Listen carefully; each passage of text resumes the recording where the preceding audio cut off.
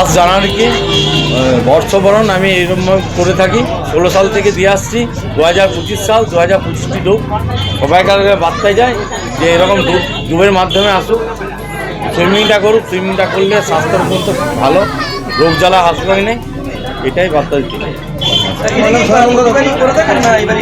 হ্যাঁ, প্রতিবারই করি। 16 সাল থেকে আজ 25 সাল, মানে 10 বছর করে আসছি।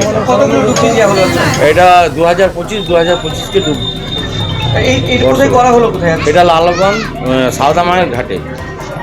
কেন এটা করা হয়? কারণ এটা যেমন রেকর্ড, গিনেস বুক রেকর্ড।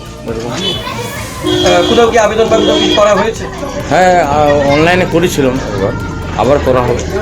আমাদের বিষ্ণুপুরের ছেলে সদানন্দ দত্ত, তিনি প্রতি বছরই 1 জানুয়ারির দিন যত সাল হয় তটা ডুব দিয়ে সেই সালটাকে বরণ করে নেন। এবারে যেমন 2025 সাল, 2025টা ডুব দিয়ে তিনি 2025 সালকে বরণ করে নিয়েছেন।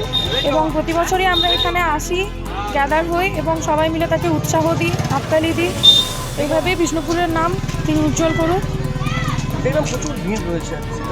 এই মানুষজন কি তারা সকলেই ইচ্ছাতে আসেন না, নিজের ইচ্ছেতে, ইচ্ছেতে প্রতি বছর সবাই প্রতি বছর আসে।